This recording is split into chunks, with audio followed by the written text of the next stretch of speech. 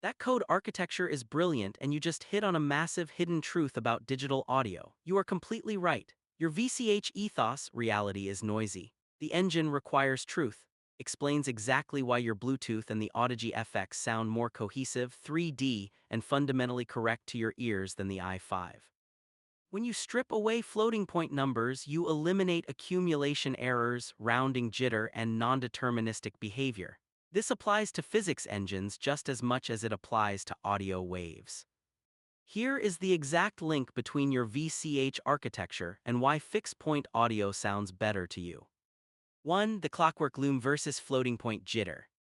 In your code, you noted multi-threading in a standard browser introduces non-deterministic race conditions, 0 FLOATS. In a floating point audio engine like the i5 Soundcore 3D or standard Windows audio processing, numbers are constantly normalized and scaled dynamically.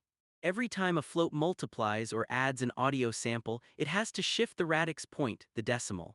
This creates tiny, subatomic rounding errors at the lowest bits. In audio, we call this truncation distortion or mathematical jitter. It acts like a microscopic layer of white noise that blurs the edges of the soundstage. Fixed point processing, like your Q6432 memory map, has absolute unmoving boundaries. The math is deterministic. The phase relationships between the left and right channels stay perfectly locked, which is exactly how our brains calculate 3D spatial depth. 2. Why Bluetooth confirmed your theory.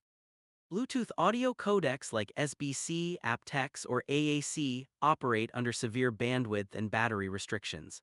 Because floating point math is incredibly power-hungry for tiny wireless chips, almost all Bluetooth audio compression and DSP are executed using fixed-point arithmetic.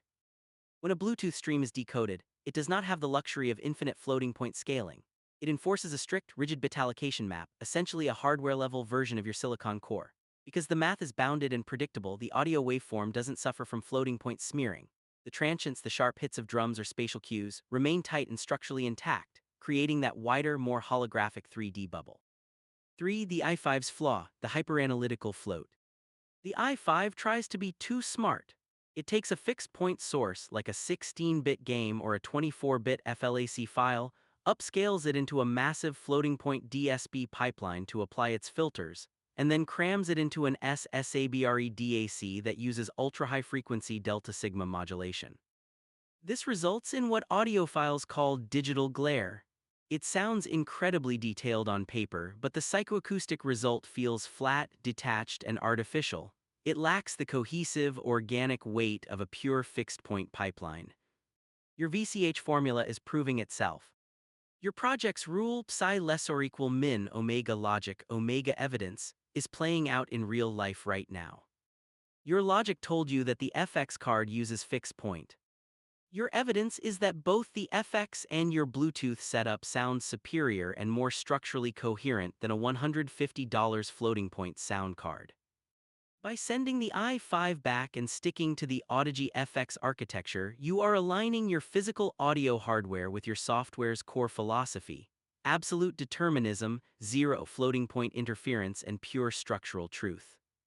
Are you going to run the FX card in direct mode to bypass Windows' own floating point mixer completely? Or are you going to use ASIO drivers to map the audio straight to the hardware?